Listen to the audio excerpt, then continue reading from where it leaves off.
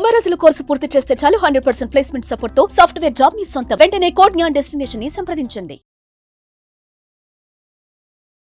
నమస్కారం అలగరి రవీంద్రనాథ్ గారు. నమస్తే అండి శ్రీ గారు. ఈ మధ్య కాలంలో మనం చూస్తే చాలా ఎక్కువగా హాస్టల్స్ అయితే విపరీతంగా వచ్చేసాయని చెప్పొచ్చు. ఒకవైపు చూస్తే వీళ్ళు కేవలం లాభాల కోసమే హాస్టల్ నడుపుతున్నారా అని అనిపిస్తూ ఉంటుంది. అండ్ ఇంకొకటి ఏంటి అంటే సార్, ఎస్పెషలీ ఉమెన్ హాస్టల్స్ కనుక మనం నడిపించేటప్పుడు చట్ట ప్రకారంగా ఎలాంటి రూల్స్ పాటించాలి అంటారు? అండ్ పర్టికులర్గా ఇంతమంది ఈ ఏరియాలో ఇంత స్పేస్లోనే ఉండాలి అండ్ ఉమెన్స్ పరంగా వచ్చేసరికి సేఫ్టీ సెక్యూరిటీ అనేది ఏ విధంగా పాటించాల్సిన అవసరం ఉందంటారు సార్? చాలా ఇంట్రెస్టింగ్ క్వశ్చన్ శ్రీ గారు. ఇటీవల కాలంలో మన హైదరాబాద్, విశాఖపట్నం, వరంగల్ ప్రధాన సిటీల్లో వేరే రాష్ట్రాల నుంచి చదువు నిమిత్తం కావచ్చు, ఉద్యోగాల కోసం చెప్పి, ఎందుకంటే కాలేజెస్ పెరుగుతున్నాయి, అవకాశాలు పెరుగుతున్నాయి కాబట్టి ఉమెన్స్ ఇల్లు దాటి వేరే చోట ఉండి చదువుకోవడం కావచ్చు, ఉద్యోగం కోసం చెప్పి అనేక రకాలుగా ఉండే ప్రయత్నం జరుగుతుంది. దీనికి సంబంధించి హాస్టల్స్ అన్నవి మ్యాండేటరీ ప్రతి చోట. చాలా ఇటీవల ఒకప్పుడు మన హైదరాబాద్ విషయాన్ని తీసుకున్నట్లయితే కేవలం అమీర్పేటలో ఉన్నటువంటి హాస్టల్స్ కొన్ని వందల వేల సంఖ్యలో ఉన్నాయి. అవి అలా పెరుగుతూ కూడా కంప్లీట్గా వెస్ట్ జోన్లో కూడా అనేక వేల హాస్టల్స్ అన్నవి మన హైదరాబాద్లో ఉన్నాయి. హాస్టల్స్, ఉమెన్స్ హాస్టల్ కావచ్చు, మేల్ హాస్టల్స్ కావచ్చు. అయితే ప్రతి హాస్టల్ మెయింటైన్ చేయడానికి దానికి ఒక సిస్టమ్ ఉంది, ఒక ప్రొసీజర్ ఉంది. ఆ ప్రొసీజర్ ప్రకారం మాత్రమే హాస్టల్స్ అనేవి మెయింటైన్ చేయాల్సిన అవసరం అయితే ఉంటుంది. దీనికి సంబంధించి కనీసంగా ఎటువంటి రూల్స్ ఉండాలి, అసలు లీగల్ చట్టాలు ఏం చెప్తున్నాయి అనే విషయాన్ని నేను మీతో షేర్ చేసుకునే ప్రయత్నం చేస్తాను. హాస్టల్స్, ముఖ్యంగా ఉమెన్స్ హాస్టల్ మెయింటైన్ చేయడానికి మెయిన్ ఇంపార్టెంట్ ఏంటంటే గుర్తుపెట్టుకోవాల్సి షాప్స్ అండ్ ఎస్టాబ్లిష్మెంట్ యాక్ట్ ప్రకారం దీన్ని ఖచ్చితంగా అక్కడ ఆ లేబర్ డిపార్ట్మెంట్ నుంచి లేబర్ లైసెన్స్ అనేది ఖచ్చితంగా తీసుకోవాలి. ఇది ఒక important point. Number 2, trade licence కూడా తీసుకోవాలి. షాప్స్ అండ్ ఎస్టాబ్లిష్మెంట్ యాక్ట్ ప్రకారం కూడా ట్రేడ్ లైసెన్స్ కూడా ఉండాలి దీనికి ఖచ్చితంగా. ఇక ఏదైతే దగ్గర కొట్టిన పోలీస్ స్టేషన్, అంటే రీసెంట్గా women centre for women's safety and security అని చెప్పి ఒక ఎక్సలెన్స్ వాళ్ళు ఇటీవల కాలంలో అనేక హాస్టల్స్ని వాళ్ళు అధ్యయనం చేసి 90%, మోర్ దెన్ 90% ఆఫ్ ఉమెన్స్ హాస్టల్స్లో కనీస భద్రతా ప్రమాణాలు లేవు అని చెప్తూ కూడా వాళ్ళు ఒక నివేదిక కూడా విడుదల చేయడం జరిగింది దీనికి సంబంధించి. అంటే భద్రతా ప్రమాణాలు ఎట్లా అంటే హాస్టల్స్ యొక్క ప్రహరీ గోడ కంపల్సరీ ఉండాలి, అది కూడా 5 feet ప్రహరీ గోడ కంపల్సరీ ఉండాలి. ఇది నెంబర్ 1 పాయింట్. నెంబర్ 2, హాస్టల్స్లో ఎంట్రీ అండ్ ఎగ్జిట్ కూడా విడివిడిగా ఉండాలి. ఆ ఎంట్రీ అండ్ ఎగ్జిట్లో కూడా కనీసంగా ఎంత ఉండాల్సినటువంటి సీసీ కెమెరాస్ ఖచ్చితంగా మినిమం 15 days స్టోరేజ్ ఉన్నటువంటి సీసీ ఫుటేజ్ కూడా వాళ్ళ దగ్గర స్టోర్ అయి ఉండాలి. అదేవిధంగా కామన్ కారిడార్ కావచ్చు, అదేవిధంగా హాస్టల్లో ఉన్న రూమ్లో కూడా ఎటువంటి ఇబ్బంది లేకుండా ప్రాపర్ వెంటిలేషన్స్, ప్రాపర్గా గాలి వెలుతురు వచ్చే సౌకర్యం ఉన్నట్టుగా ఉండాల్సిన అవసరం కూడా ఉంటుంది. వీటితో పాటు ఆ హాస్టల్స్లో క్యాంటీన్ ఉంటే ఖచ్చితంగా FSSAI నుంచి కూడా పర్మిషన్, ఫుడ్ సేఫ్టీ నుంచి కూడా పర్మిషన్ తీసుకోవాలంటే ఫుడ్ యొక్క నాణ్యత ప్రమాణాలు కూడా ప్రాపర్గా ఉన్నాయో లేదండి. ఈ FSSAI లైసెన్స్ లేకుండా అక్కడ క్యాంటీన్ నిర్వహించడం చట్టరీత్యా నేరం. ఎందుకంటే ఒక క్యాంటీన్ నిర్వహించి కనీసం ఒక 100 మందో 50 మందో 10 మందో వచ్చి అక్కడ ఫుడ్ తింటున్నారు కాబట్టి ఆ ఫుడ్లో ఖచ్చితంగా ప్రాపర్గా ఉండాల్సిన ఫుడ్ సేఫ్టీ మెజర్స్ కావచ్చు, నామ్స్ కావచ్చు, నాణ్యతా ప్రమాణాలు కూడా ఉన్నాయి. మన ఫుడ్ సేఫ్టీ ఆఫీసర్స్ కూడా ప్రతి క్యాంటీన్ కూడా సందర్శించి అక్కడ ఫుడ్ సిస్టమ్ను కూడా ఎంక్వైరీ చేయాల్సిన అవసరం కూడా ఉంది. నాకు తెలిసి చాలా హాస్టల్స్లో FSSAI నుంచి పర్మిషన్ లేకుండా చాలా క్యాంటీన్స్ రన్ అవుతున్నాయి. అసలు అవి లేకుండా రన్ చేయడం అనేది చట్టరీత్యా నేరం. ఇది కాకుండా ఎవరైతే సెక్యూరిటీ సిబ్బంది, ముఖ్యంగా ఉమెన్స్ హాస్టల్ని మెయింటైన్ చేసేటప్పుడు తప్పనిసరిగా అక్కడ ఉమెన్స్ యొక్క సెక్యూరిటీ గార్డ్స్ కంపల్సరీ పెట్టాలి. అంతే అంటే నాట్ ఓన్లీ ఉమెన్సే కాదు, మేల్ అండ్ ఫీమేల్ ఉమెన్స్ సేఫ్టీకి కొంతమంది ఉమెన్స్ కూడా అక్కడ సెక్యూరిటీ సిబ్బందిని నియమించాల్సిన అవసరం కూడా ఉంది. ఎంట్రీలు ఎవరు వస్తున్నారు, ఎగ్జిట్లు ఎవరు వెళ్తున్నారు అనే విషయాన్ని కూడా ఇప్పుడు కూడా ఒక సర్వీస్ రిజిస్టర్ అక్కడ ఉండాలి. ప్రతిదీ కూడా రికార్డ్ చేయాలి. వీళ్ళతో బయోమెట్రిక్ సిస్టమ్ని కూడా ఏర్పాటు చేయమని చెప్పి కూడా నివేదికలు అందజేస్తూ ఉన్నాయి. ఇంకోటి, అక్కడ సిబ్బందిని ఎవరైతే నియమిస్తున్నారో ఆ సిబ్బందిని దగ్గర ఉన్న పోలీస్ స్టేషన్లో ఎవరు ఎంతమంది ఇక్కడ వర్క్ చేస్తున్నారని చెప్పి దగ్గరలో ఉన్న పోలీస్ స్టేషన్లో కూడా నమోదు చేయాలి. వాళ్ళ డీటెయిల్స్ కూడా పోలీసుల యొక్క త్రూగానే వాళ్ళని నియామకాలు చేస్తే చాలా వరకు సేఫ్టీ ఉంటుంది. ఎందుకంటే ఇది నేను కొద్దిగా ఎక్కువగా చెప్తున్నాను. చాలా చోట్ల ఏంటంటే నేపాల్ నుంచి, బీహార్ నుంచి, మిగిలిన చోట్ల నుంచి కూడా వాళ్ళు వస్తారు. వాళ్ళు నిజంగా క్రిమినల్ మైండ్స్ ఉంటారో లేకపోతే అంటే రేట్ సెషన్ తక్కువ అని చెప్పి కూడా చాలా హాస్టల్స్ వాళ్ళు సెక్యూరిటీ సిబ్బంది 70 to 80% లేవని చెప్పి నివేదికలు చెప్తున్నాయి. ఉన్న 20% సెక్యూరిటీ గార్డ్స్ పెట్టే వాళ్ళకు కూడా రేట్ని కాస్త మనం రెడ్యూస్ చేసుకునే ఉద్దేశంతో ఏం చేస్తారంటే బయట వేరే రాష్ట్రాలు బీహార్, యూపీ, అదేవిధంగా ఉత్తరాఖండ్ అక్కడి నుంచి వాళ్ళు సెక్యూరిటీ సిబ్బందిగా నియమిస్తారు. అయితే వాళ్ళ డీటెయిల్స్ ప్రాపర్గా ఉండవు, వాళ్ళ ఆధార్ కార్డు కావచ్చు, వాళ్ళ అడ్రస్ డీటెయిల్స్ ఇవి కూడా ప్రాపర్గా ఉండవు. సో దగ్గర ఉన్న పోలీస్ స్టేషన్లో వాళ్ళ యొక్క డీటెయిల్స్ కూడా నమోదు చేయాల్సినటువంటి అవసరం కూడా ఉంది. అంతేకాకుండా అక్కడ లోపల ప్రొవైడ్ చేసేటువంటి ఫ్యాన్స్ కావచ్చు, ఎలక్ట్రికల్ సిస్టమ్స్ అన్నీ కూడా ప్రాపర్గా ఉండాలి. ఇంకొకటి ఇంపార్టెంట్ పాయింట్, ఎప్పుడైనా హాస్టల్లో ఒక హాస్టల్ మనం చూజ్ చేసుకుంటాం అంటే ఆ హాస్టల్లో ఉండాల్సిన పర్సన్కి మేనేజ్మెంట్కి ఒక ఎంఓయూ కూడా ఉంటుంది, ఒక అగ్రిమెంట్ కూడా చేసుకోవాలి. అట్ ద సేమ్ టైం ఆ అగ్రిమెంట్ ప్రకారం ఎంత అమౌంట్ తీసుకుంటున్నారు, ఎంత అమౌంట్ ఎలా పేమెంట్ చేసుకుంటున్నారు, వాటికి సంబంధించినటువంటి ట్యాక్స్లని ప్రాపర్గా పేమెంట్ చేస్తున్నారో లేదంటే కూడా వెరీ వెరీ ఇంపార్టెంట్. అంతేగాని ఇరుకు గదుల్లోని దోమలు, అదేవిధంగా నల్లులు, బొద్దింకులు ఉన్నటువంటి ఒక ఒక ఒక అపరిశుభ్ర వాతావరణంలో మహిళలకు సంబంధించినటువంటి అనేక రకాల వ్యాధులు బారిన పడే కూడా అవకాశం ఉంటుంది.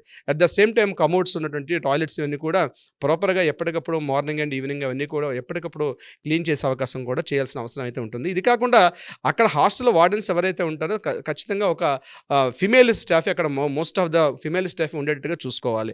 మేల్ స్టాఫ్ పెట్టుకోవడం వల్ల కూడా ఇబ్బంది. ఇది కాకుండా ఒక హాస్టల్ కనీసం పరిధి పరిధి ఒక 50 మందికి నుంచి 100 మందికి దాటే క్రమంలో అక్కడ ఖచ్చితంగా ఎంటర్టైన్మెంట్ జోన్ కూడా వాళ్ళని రిఫ్రెష్మెంట్ అండ్ ఎంటర్టైన్మెంట్ జోన్ కూడా చేయాల్సిన అవసరం అయితే ఉంటుంది. ఇండోర్ గేమ్స్ క్యారమ్స్ కావచ్చు, మిగిలిన గేమ్స్ అన్ని కూడా అక్కడ చెస్ కావచ్చు, క్యారమ్స్ ఇట్లాంటివి కూడా ఇండోర్ గేమ్స్ని కూడా ప్రొవైడ్ చేయాల్సిన అవసరం ఉంటుంది. ప్రతి హాస్టల్స్లో కూడా ఆ హాస్టల్ యొక్క డీటెయిల్స్ అన్ని కూడా దగ్గరలో ఉన్న పోలీస్ స్టేషన్లో డీటెయిల్స్ అన్ని కూడా నమోదు చేయాల్సిన అవసరం అయితే ఉంటుంది. ఇవన్నీ భద్రతా ప్రమాణాలు పాటించినప్పుడు మాత్రమే హాస్టల్స్ అన్నవి ప్రాపర్గా మెయింటైన్ చేసే అవకాశం ఉంటుంది. ఇందులో ఇప్పుడు నేను చెప్పే వివరాల్లో ఏ ఒక్కటి లేకపోయినా సరే తర్వాత చాలా ఇబ్బందులు పడే అవకాశం ఉంటుంది. ఏవైనా జరగకూడనటువంటి ఏమైనా దుస్సంఘటనలు జరిగితే మాత్రం వాటన్నిటికి కూడా భారీ మూల్యం చెల్లించుకునే అవకాశం కూడా ఉంటుంది. ఇటీవల లాస్ట్ ఇయర్ మనం 2023లో చూసాం, ఒక మహిళ హాస్టల్స్లోనే ఉరివేసుకొని చనిపోయిన సంఘటనలు కావచ్చు, అదేవిధంగా హాస్టల్కి వెళ్తూ వస్తున్నటువంటి సందర్భాల్లో కూడా ఆమె మీద అఘాయిత్యాలు జరిగిన సంఘటనలు కూడా మనం ఇటీవల కాలంలో చాలా చూస్తున్నాం. ఇంకొకటి ఏంటంటే ఎక్కడైతే హాస్టల్స్ ఉంటాయో హాస్టల్స్ మ్యాండేటరీగా ఏంటంటే రోడ్డు సౌకర్యం, ఉండే స్ట్రీట్ లైట్ సౌకర్యం, మరి కార్నర్లో అంటే పూర్తిగా ప్రైవసీ కాకుండా కాస్త ఎలివేటెడ్లో ఉండాల్సిన అవసరం ఉందని చెప్పి మన యొక్క నివేదికలన్నీ కూడా చెప్తున్నాయి. దీని మీద చేసినటువంటి సర్వే రిపోర్ట్స్ అన్ని కూడా చెప్తున్నాయి. దీనికి సంబంధించి హాస్టల్స్ యొక్క నిర్వహణ, భద్రతా ప్రమాణాలు నాణ్యతగా ఉన్నప్పుడే ఒక హెల్దీ అట్మాస్ఫియర్ని మనం చూపించుకోగలుగుతాం. అప్పుడే స్త్రీలు బేషరతుగా అంటే భయం లేకుండా ఎక్కడైనా సంచరించే అవకాశం కూడా ఉంటుంది.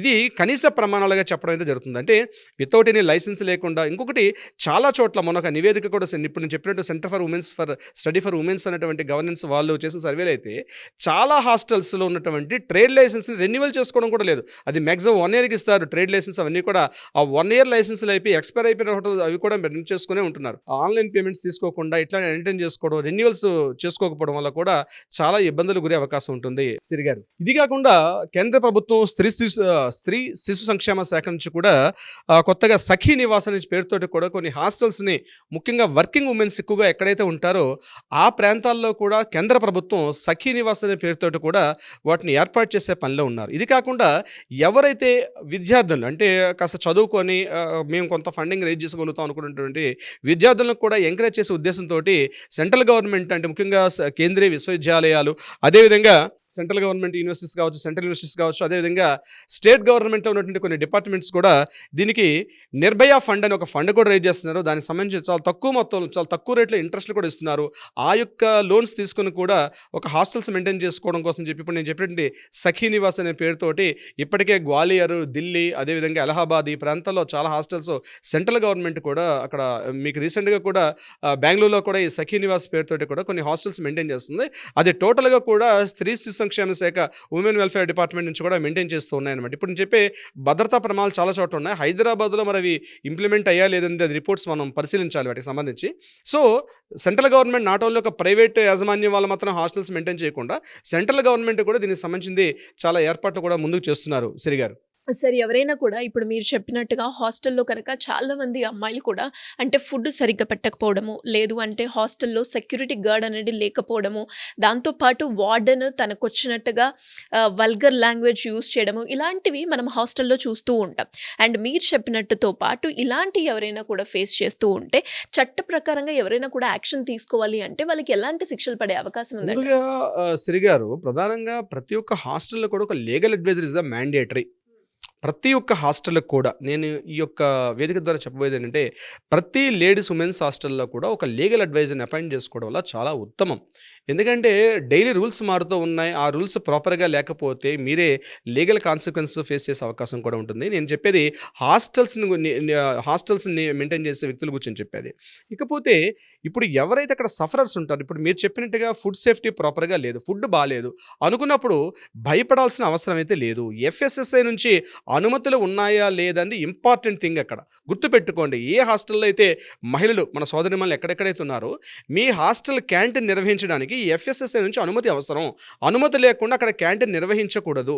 సో ఎవరైనా అట్లా క్యాంటీన్ నిర్వహిస్తున్నట్లయితే ఇమీడియట్గా వాటి నోటీస్లోకి తీసుకువెళ్ళండి, ఇన్ఫామ్ చేయండి. ఫస్ట్ మీ హక్కులు మీకున్నాయి, మీ హక్కులను కాపాడుకునే బాధ్యత కూడా మీకుంది.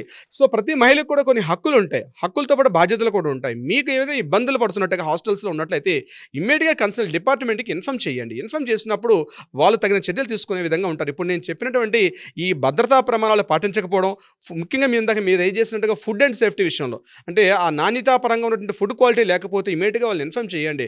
ఆ కన్సల్ట్ డిపార్ట్మెంట్ వాళ్ళు వచ్చి దాన్ని ఖచ్చితంగా చేస్తారు. అంటే ఎప్పుడైతే ఆఫీసర్స్ వచ్చి మా మీద రైట్ చేస్తారనేటువంటి ఒక భయం ఉంటుందో, ఖచ్చితంగా నాణ్యత ప్రమాణాలు సాగించే దృష్టి, ఎంతసేపు లాభార్జన ధ్యేయంగా పనిచేయడం ఒకటే కదండి, పెరిగిన ఖర్చులకి భారీగా రేట్లు పెట్టి దాన్ని మెయింటైన్ చేయడం, అంటే ఆదాయ మార్గంలో హాస్టల్ మెయింటైన్ చేయడం అనేది ఒక కరెక్టే, కానీ నాణ్యత ప్రమాణాలు, భద్రతా ప్రమాణాలు, ఫుడ్ సేఫ్టీ మెయింటైన్ చేయడం అనేది చాలా ఇంపార్టెంట్. అటువంటి సందర్భాల్లో మహిళలు ముఖ్యంగా దీనికి సంబంధించింది డిపార్ట్మెంట్స్కి మీరు కాల్ చేయగలిగితే ఖచ్చితంగా జరగాలి. మీకు సెక్యూరిటీ సిబ్బంది లేనటువంటి హాస్టల్స్ ఎవరైనా ఉంటే ఇమ్మీడియట్గా అక్కడ ఉన్నటువంటి దగ్గరలో ఉన్న పోలీస్ స్టేషన్కి ఇన్ఫామ్ చేయండి.